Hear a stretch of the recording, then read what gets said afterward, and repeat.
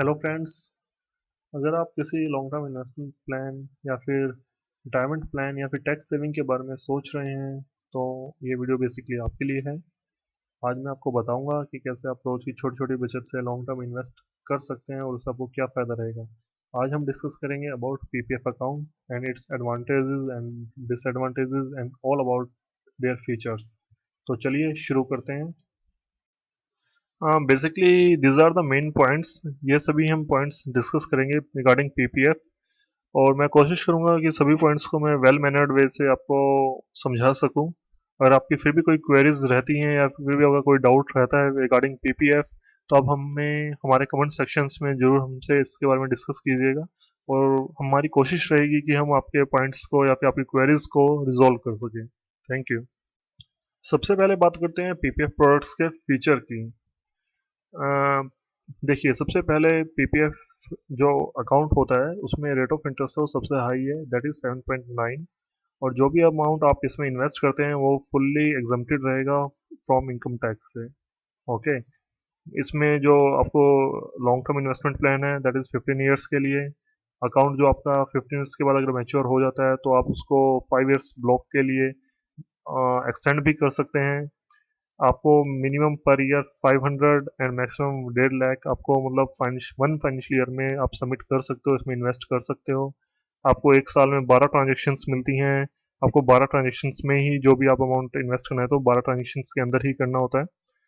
हाँ, loan facilities भी available होती हैं पीपीएफ अकाउंट के against third to six financial year. वो डिपेंड करेगा कि आपका पीपीएफ अकाउंट कितने साल से ओपन है और क्या उसके अंदर बैलेंस है something.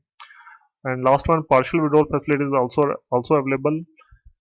First partial withdrawal available after 5 years, and after 7 years, per year one withdrawal facility available in PPF account. Firstly PPF account है क्या और ये कहाँ ओपन कर सकते हैं हम लोग। बेसिकली पीपीएफ अकाउंट का बेसिकली फुल फॉर्म होता है पब्लिक प्रोविडेंट फंड। ये एक गवर्नमेंट ऑफ इंडिया के थ्रू स्टार्ट की गई स्कीम है जिसमें हमें रेट ऑफ इंटरेस्ट काफ़ी हाई मिलता है, और इसमें रिटर्न्स आपके गारंटीड हैं। बेसिकली ये रिस्क फ्री है, इसका कोई लेना देना नहीं है कि भाई कल को आपको आपका rate of interest come basically negative में चला जाएगा। बेसिकली आपकी सेविंग्स फुल्ली सिक्योर्ड है। ये बेसिकली गवर्नमेंट ऑफ इंडिया 1968 में नेशनल सेविंग ऑर्गेनाइजेशन के थ्रू ये स्कीम स्टार्ट की थी ताकि लोगों में छोटी छोटी बचत को लेके एक जागरूकता पैदा की जाए। Okay. And first thing about PPF account is that कि ये कहाँ ओपन होगा, बिकॉज ये गवर्नमेंट ऑफ इंडिया की तरफ से स्पॉन्सर्ड है, तो ये ओपन कहाँ होगा। बेसिकली फ्रेंड्स, सभी नेशनलाइज्ड बैंक्स, सभी post office across all over India authorised हैं to open a PPF account. Okay. तो आप कह सकते हैं कि स्टेट बैंक ऑफ इंडिया या फिर जितने भी हमारे 19 नेशनलाइज्ड बैंक्स हैं वो सभी, या फिर जितने भी हमारा पोस्ट ऑफिस हैं इंडिया में, वो सभी एलिजिबल हैं कि वो पीपीएफ अकाउंट को ओपन करें, including private banks also. Okay. तो आप किसी भी ब्रांच में या किसी पोस्ट ऑफिस की ब्रांच में जाके पीपीएफ अकाउंट ओपन कर सकते हैं, कोई इशू नहीं है। ये बेसिकली जस्ट लाइक बैंक में जैसे हम सेविंग अकाउंट ओपन करते हैं, जस्ट लाइक सेम वही प्रोसीजर होता है, और वैसे ही आपका एक पीपीएफ अकाउंट खोल दिया जाता है बेसिकली 15 ईयर्स के लिए। हम बात करते हैं एलिजिबिलिटी की कि पीपीएफ अकाउंट ओपन कर कौन सकता है। इंडिया में रहने वाला कोई भी व्यक्ति जिसकी एज 18 से ऊपर है वो अपना पीपीएफ अकाउंट ओपन कर सकता है, individual and independent. Okay, that's why PPF account कभी भी जॉइंट नहीं खोला जा सकता। So that's why I am called it independent and individual account. Minor का भी पीपीएफ अकाउंट ओपन हो सकता है। पेरेंट्स में से मदर या फादर में से किसी एक को बच्चे का गार्डियन बनना पड़ेगा। In that case under guardianship में बच्चे का पीपीएफ अकाउंट ओपन हो जाता है। HUF are not eligible.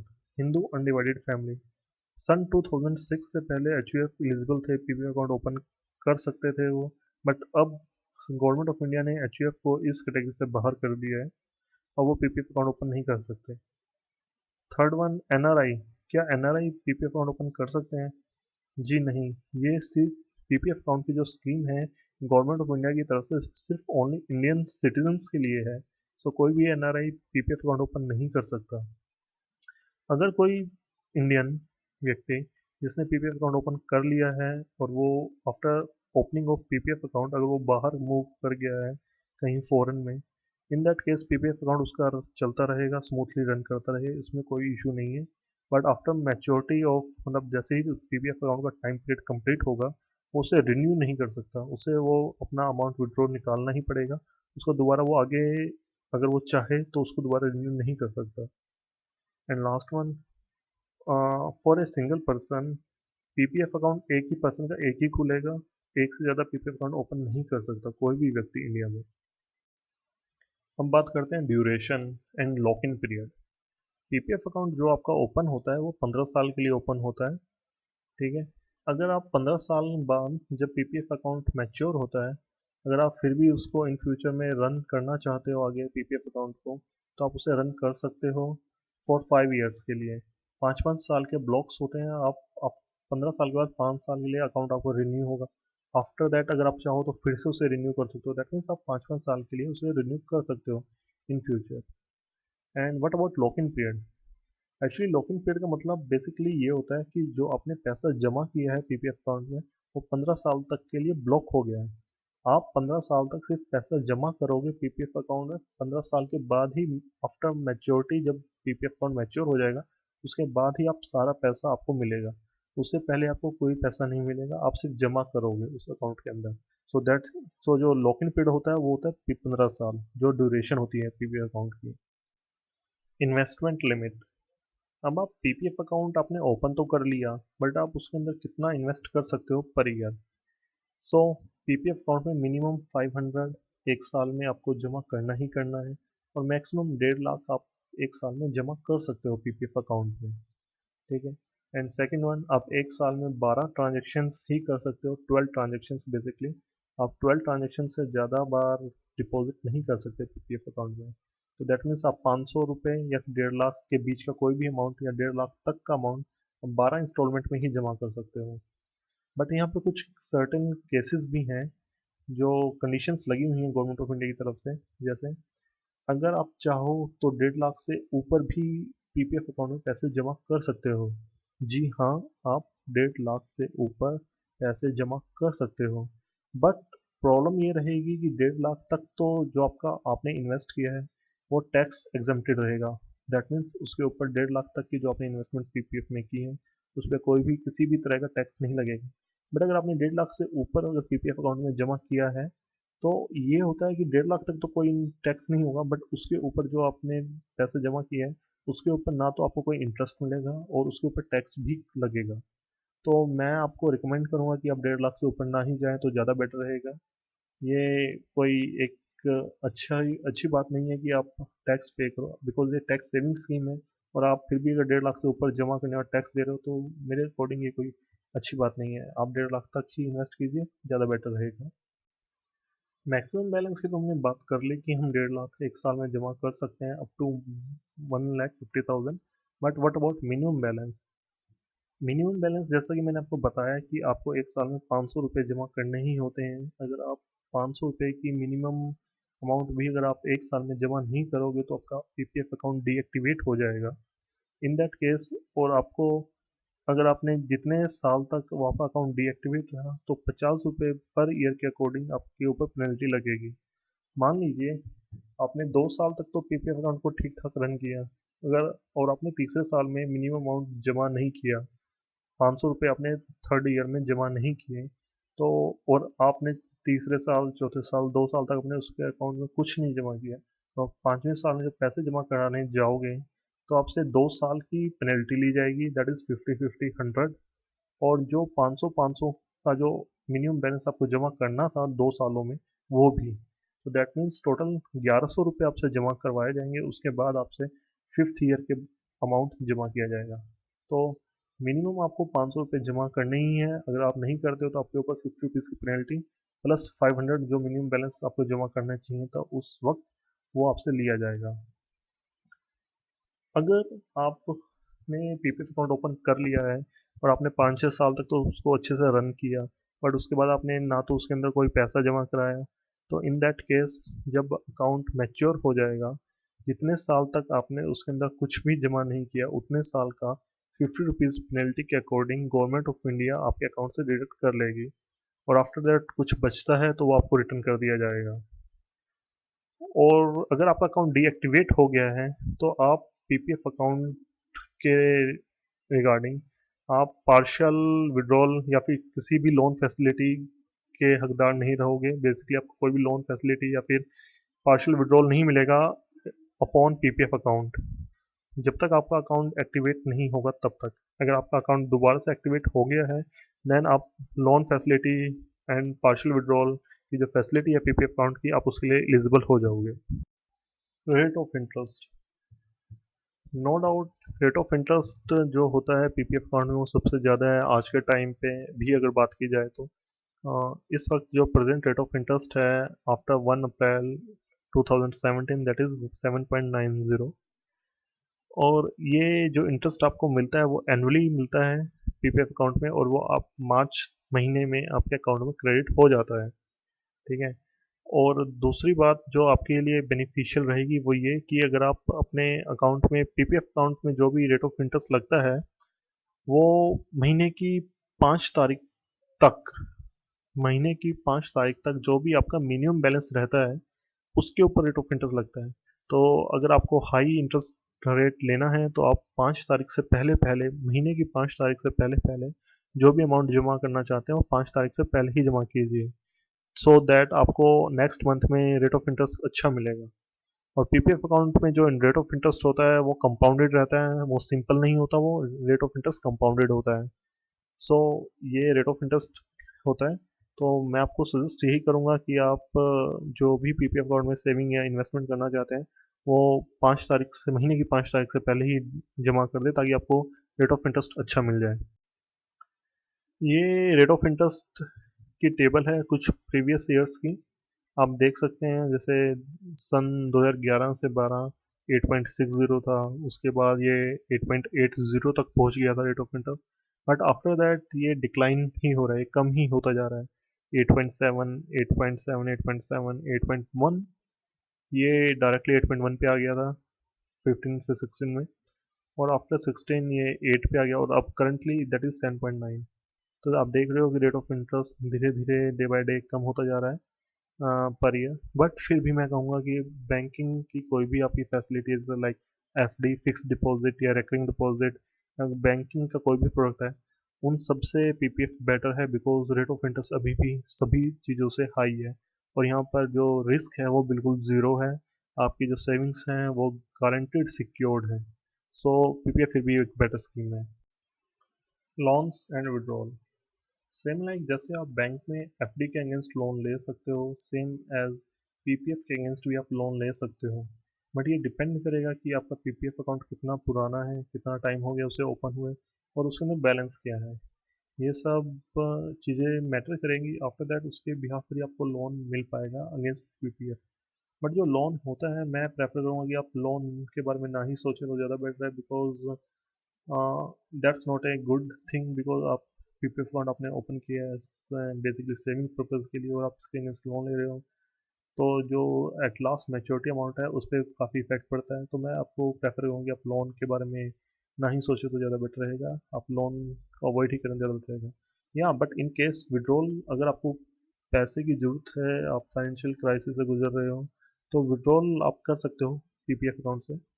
First withdrawal जो होगी वो आफ्टर 5 ईयर्स। पीपीएफ अकाउंट अगर आपका 5 साल ओपन किए हो गए हैं तो आप फर्स्ट विड्रॉल कर सकते हो, और आप कितना विड्रॉल कर सकते हो ये डिपेंड करेगा कि 4th ईयर जब ख़त्म हुआ तो जो आपका मिनिमम, जो भी आपका बैलेंस था पीपीएफ अकाउंट में, आप उसका 50% तक निकाल सकते हो इन दी 5th year. Okay, after that from the 7th year of your PPF account, you can make a withdrawal once a year. That means आपने पहली विड्रॉल तो कर ली 5 साल के पूरे होने के बाद, जो भी आपका पीपीएफ अकाउंट में अमाउंट था 4 साल के बाद, उसका 50% आपको 5वें साल में मिल जाएगा अगर आप चाहते हो तो। और उसके बाद अगर आप चाहो तो 7 साल के बाद हर साल एक एक ट्रांजेक्शन कर सकते हो पीपीएफ अकाउंट से। तो अगर आप किसी फाइनेंशियल क्राइसिस से गुजर रहे हैं, आपको किसी चीज़ में पैसे की ज़रूरत है, तो आपको विड्रॉल के लिए अलाउ किया जाता है गवर्नमेंट ऑफ इंडिया की तरफ से। तो ये सब कुछ होता है। Premature payment, premature payment just like withdrawals, जो मैंने अभी आपके साथ डिस्कस किया कि 5 साल के बाद आप फर्स्ट विड्रॉल कर सकते हो, जो भी आपका फोर्थ ईयर के बाद जो भी बैलेंस है उसका 50%। एंड आफ्टर दैट 7 साल के बाद आप हर साल एक एक विड्रॉल कर सकते हो अपने अकाउंट से। इन सब सर्कमस्टांसेस जस्ट लाइक जैसे आप फाइनेंशियल क्राइसिस से गुजर रहे हो, या फिर आपको पैसे की ज़रूरत है कहीं पर, या फिर कोई भी स्पेशल ट्रीटमेंट आपको कुछ करना है, एक्सेट्रा एक्सेट्रा। इन सम सर्कमस्टांसेस आप पीपीएफ अकाउंट से लोग पैसे निकाल सकते हो। टैक्स बेनिफिट, पीपीएफ अकाउंट में जो भी आप इन्वेस्ट कर रहे हो वो टैक्स एग्जम्प्टेड रहेगा basically section 88 of IT act के थ्रू। इनकम जो भी आपको पीपीएफ अकाउंट पे इंटरेस्ट मिलेगा वो टोटली फ्री ऑफ टैक्स होगा, इनकम टैक्स का कोई चक्कर नहीं है इस चीज़ में। और इसके अलावा वो वेल्थ टैक्स से भी एग्जम्प्टेड रहेगा। No income tax, no wealth tax, कुछ भी नहीं लगता पीपीएफ अकाउंट में। Same all the money with interest goes in your saving account. PPF account में आप मोर देन वन नॉमिनेशन कर सकते हो और आप उनका शेयर भी डिसाइड कर सकते हो। जैसे कि मैंने अपना पीपीएफ अकाउंट ओपन किया है तो मैंने 50% अपनी मदर को नॉमिनेट किया है और 50% अपने फादर को नॉमिनेट किया है। सो जस्ट लाइक दैट आप मोर देन वन पर्सन को नॉमिनेट कर सकते हो, बट मैक्सिमम 2 पर्सन, दो से ज़्यादा नहीं। और आप उनका शेयर्स भी डिसाइड कर सकते हो कि मतलब इन दैट केस नॉमिनेशन को कितना पैसा मिलेगा और कितना कितना परसेंटेज मिलेगा, ये आप डिसाइड कर सकते हो। Firstly transfer of PPF account, मान लीजिए आपने पीपीएफ अकाउंट ओपन कर लिया है किसी पर्टिकुलर बैंक की ब्रांच में, और कल को आपके वहाँ से ट्रांसफ़र हो जाती है, कहीं आप मूव कर जाते हो किसी दूसरी सिटी में, तो आप अपने पीपीएफ अकाउंट को ट्रांसफ़र कर सकते हो किसी भी बैंक से अदर बैंक में, या उसी बैंक की दूसरी ब्रांचेज में, या फिर पोस्ट ऑफिसेज में। उसमें कोई इशू नहीं है और ये जो सर्विस है फ्री ऑफ चार्ज रहेगी। आपसे किसी चीज़ का चार्ज नहीं लिया जाएगा। आपको जस्ट अपने जहाँ पर भी आपका पीपीएफ अकाउंट है वहाँ पर आपको जाना होगा, और वहाँ पर थोड़ी सी डॉक्यूमेंटेशन करने के बाद आपका जो पीपीएफ अकाउंट है वो ट्रांसफ़र कर दिया जाएगा जिस भी ब्रांच में जो आप चाहते हैं। अदर बैंक की ब्रांच में, सेम बैंक की ब्रांच में, या किसी अदर पोस्ट ऑफिस वगैरह में आपका account free of cost transfer कर दिया जाएगा। ऑप्शंस क्या क्या अवेलेबल रहेंगे कस्टमर के पास पीपीएफ की मैच्योरिटी पर? देयर आर 3 ऑप्शंस जो कस्टमर के पास रहेंगे। फर्स्ट वन कि वो सारा का सारा अमाउंट विड्रॉ कर सकता है with interest on the maturity of PPF account, and वो सारा का सारा अमाउंट टैक्स फ्री रहेगा, ना कोई इनकम टैक्स ना कोई वेल्थ टैक्स। सेकंड केस, अगर कस्टमर चाहे तो अपने पीपीएफ अकाउंट को 5 ईयर्स के लिए एक्सटेंड कर सकता है, जितने भी टाइम के लिए वो चाहे, 5-5 साल के लिए वो एक्सटेंड हो जाएगा। इस केस में कस्टमर को एक फैसिलिटी और दी जाती है कि बेसिकली वो एक्सटेंड करने से पहले 60% जो भी उसका बैलेंस है उसका 60% वो अमाउंट विड्रॉ कर सकता है अकाउंट से, और उसके बाद वो अकाउंट उसका एक्सटेंड हो जाएगा और उसके बाद वो दोबारा से इन्वेस्ट कर सकता है उस अकाउंट में 5 ईयर्स के लिए। एंड थर्ड केस में अगर कस्टमर चाहे तो अकाउंट को बंद किए बिना उस अकाउंट को बिना बंद किए ही अकाउंट को चलने दे, ये भी एक पॉसिबल कंडीशन है। इस केस में वो फर्दर कंट्रीब्यूट तो नहीं करेगा अपने अकाउंट में, बट उसको जितने भी टाइम के लिए उसका अकाउंट चलेगा आफ्टर मैच्योरिटी उस उतने टाइम का उसे इंटरेस्ट जरूर मिलेगा।